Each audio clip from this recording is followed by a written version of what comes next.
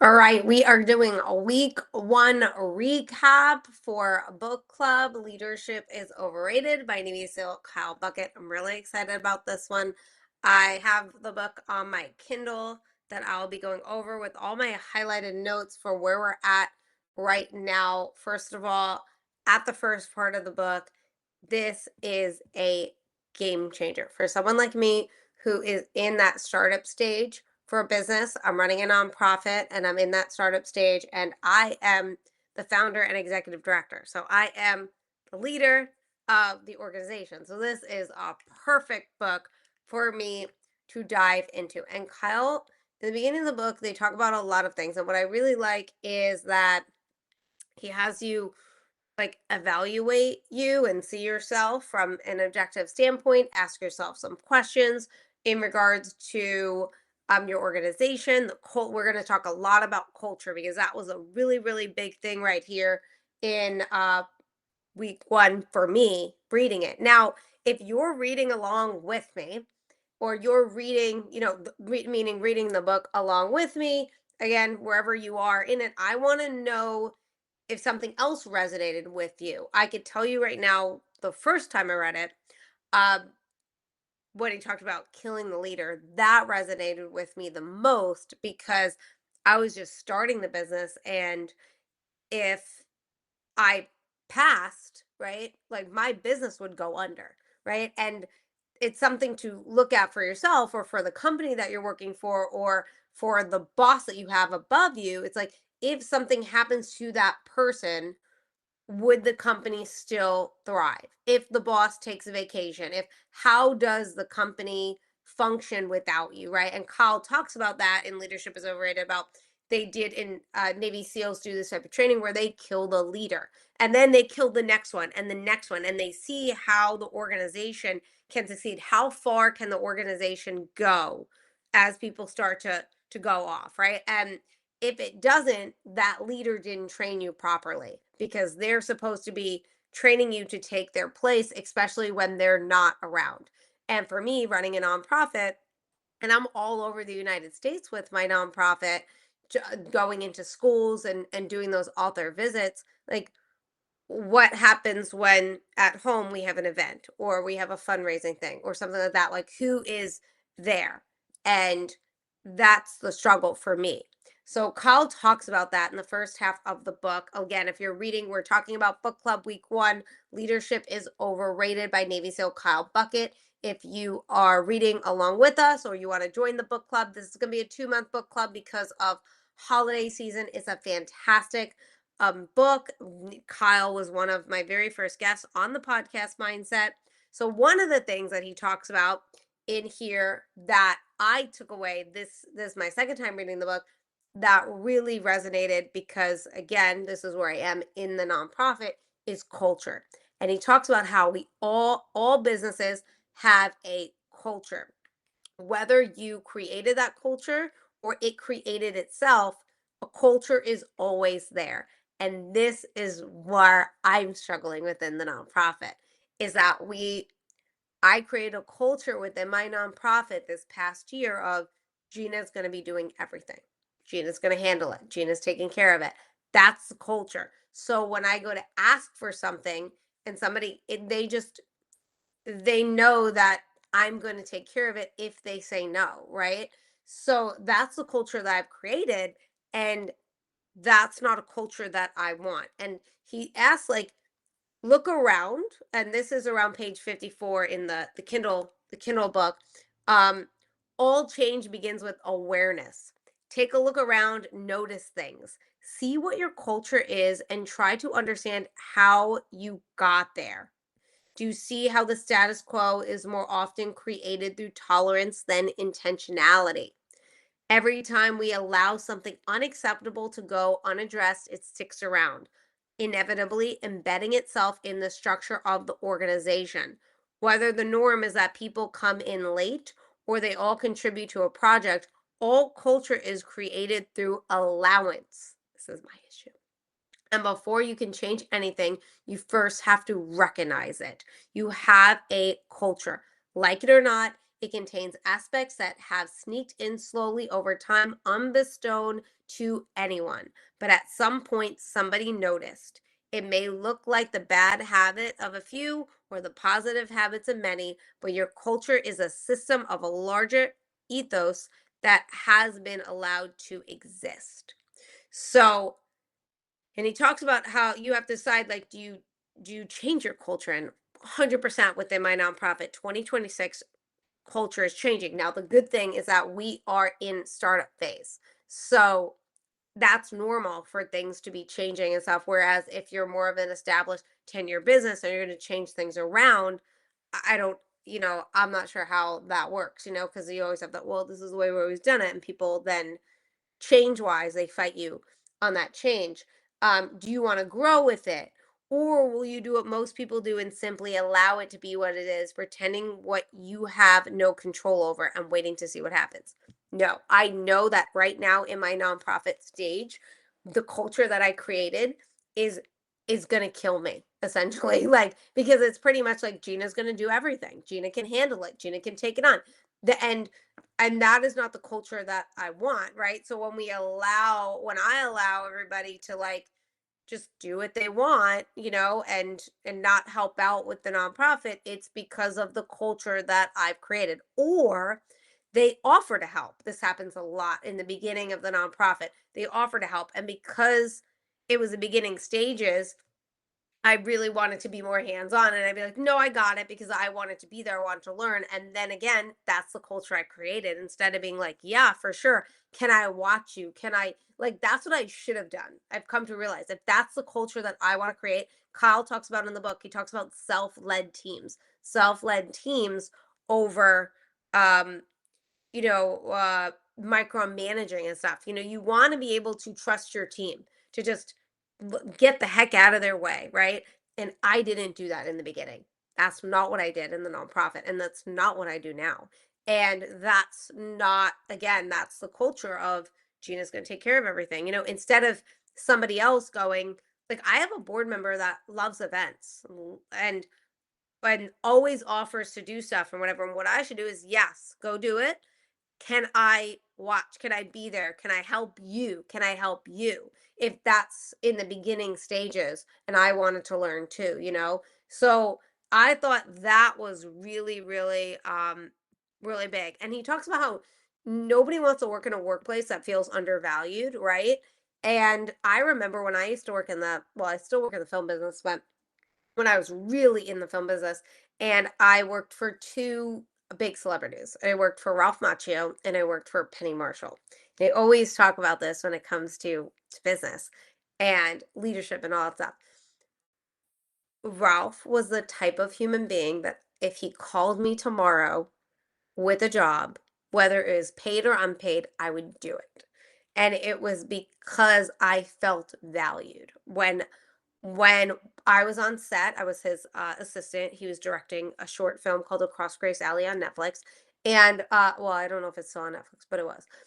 But I remember there was a scene and we were struggling with camera placement and stuff. And he sat down and he's like, Gina, what do you think? And I was like, what?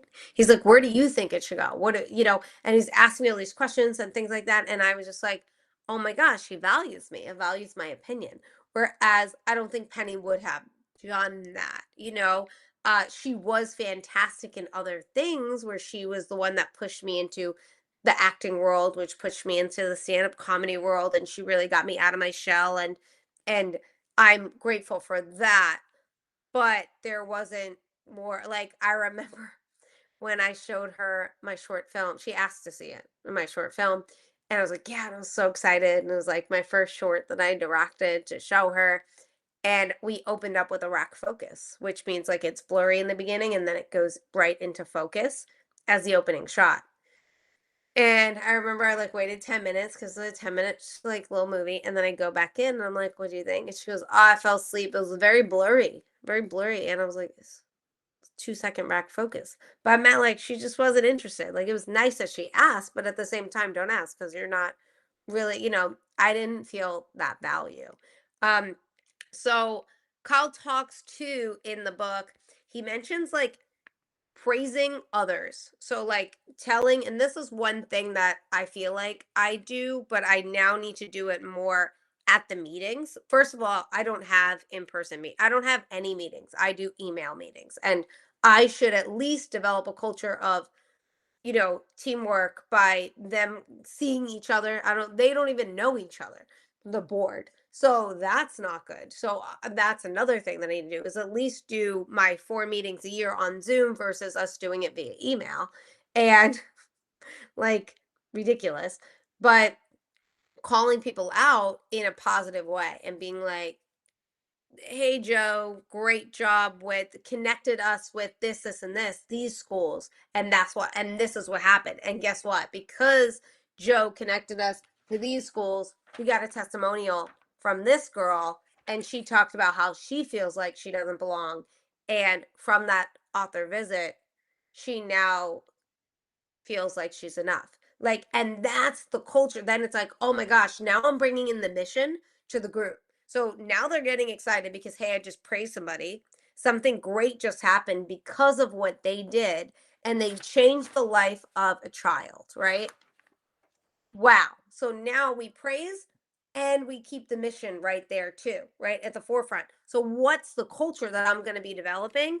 I'm going to be developing a culture that wants to keep participating, right? That wants to keep showing up and helping out as much as possible.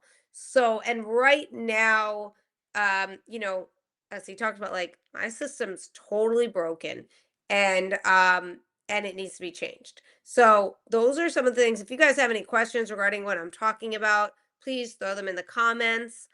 Would love to answer them. Also, if you're reading the book along with me, if not, don't worry. You could grab it. You could check it out on library, Kindle, however you want to do it. Amazon is a fantastic book. I highly recommend it.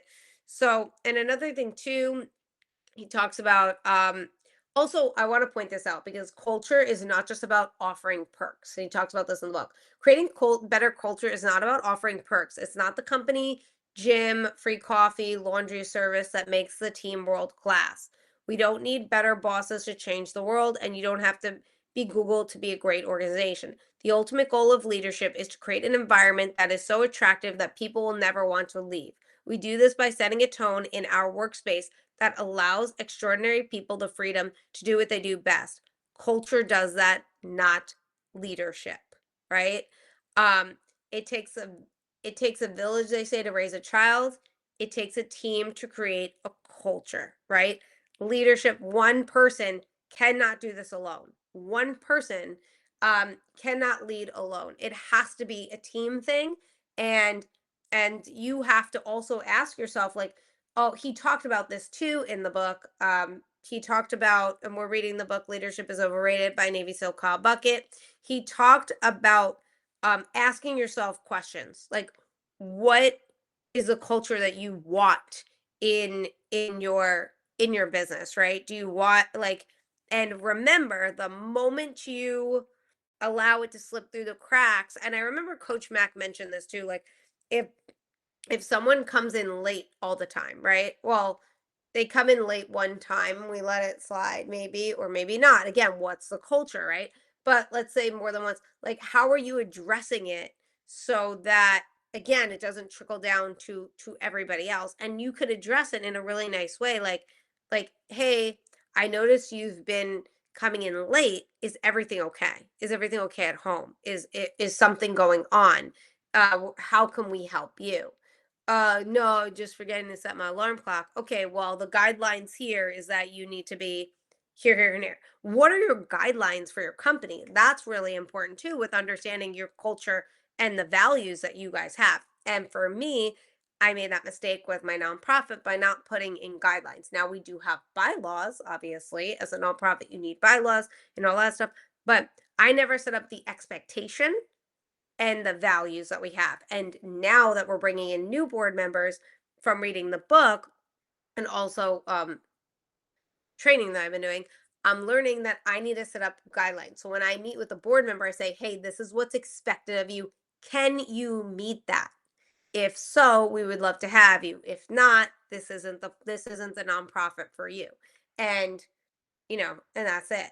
So changing the culture where we work changes how we work, which I really like. And he talks about how millennials in particular care a great deal about working in a place with a culture where they feel valued, respected, and this continues to be an increasingly important qualifier for choosing a place to work. If we don't put effort into building great cultures, we both inevitably face critical challenges in both attracting and retaining talent. I will tell you this. Um, I remember I worked for a TV show, and it's actually one of my favorite TV shows at the time. And the showrunner, top of the top, would go around to the group and would thank us at the end of the day. Thank us, right? For working on the show. And just that right there made me feel seen, made me feel valued. Because I've worked on shows where the top of top don't even know you, right? And this person went out of their way. That's the culture that he wanted to create, right? And you have to know, like, where does it begin with you? Change starts with you, and you need to start asking yourselves these questions. If you have any questions regarding leadership is overrated and what we're talking about, um, please let me know. Now, we are going to now talk further into, not this time, we're going to do this later. We're going to talk about phase one. We're going to talk about the values, the visions, becoming self-led, and creating a culture of empowerment. Then we're going to do phase two, then phase three. But we're going to start with phase one. So if you want to join me on reading along for the next recap, feel free. If you guys have any questions that you might want to personally ask Kyle, please send them my way. That was just the introduction, killing the leader, changing from the inside out, and creating culture that wins. Those are the questions that you need to be asking yourself. What kind of culture do you want? What kind of leader do you want to be? Where do you want to be working? What's the environment that you want? What are your values? All those things. So right now I'm asking myself, what am I dealing with? What does the nonprofit culture look like, and how do we operate, and how can we do it better?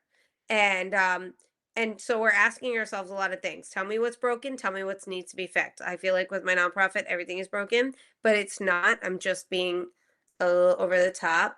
um but and also he mentioned start talking to people. You need to observe. That's how you define your culture too. Like, I can see my culture, but if you can't see it, especially if you have like 75 employees, the best thing to do is just sit, wait, and observe and talk to people. Have lunch, have coffee with them, ask them, what do you love about this company? What do you hate about it? What do you think the biggest problems are within the company? What are the biggest problems in the industry? What are we missing that can make us great? What do you need to help you succeed in this role? Your role doesn't change right now. You're just listening, right? Don't change things, don't fix things, just make personal changes. Then we're going to establish the vision. By the way, now I forgot to mention, we're going to just go through oh, did I go ahead of ourselves? Hold on. I think I went ahead of ourselves. Oh, yes. I'm sorry. I went ahead of ourselves. That's for next week. That's for next week. I'm so sorry. Um, right now, we just wanted to talk about those two things, creating culture and killing the leader. And now we're going to go into phase one, which I'm really excited about. And that is building a culture which is to define what is, right? And that's where we start with observing ourselves and all that other stuff. So I got a little bit ahead, but hey, that gives you a little bit of taste of what's to come. I am gonna set up another live to go over phase one of Kyle's book. Again, we are going to be doing this for 2 months because we are going into holidays. So we're going to be taking a little bit of a break. So you are not behind if you want to just join the book club, or you want to or you just want to read, listen and talk. And if you have any questions regarding what we're talking about and the things that I've been highlighting and sharing with you guys, and you want to ask Kyle as well, please message me, write it in the comments, whatever you need. I appreciate you guys so much. Thank you for being here in book club. I hope you're enjoying it. Again, the book is Leadership is Overrated by Navy SEAL Kyle Bucket. You can get it on Amazon. You get it at a library. And I think you guys will enjoy it. So thank you so much for recap number one in book club.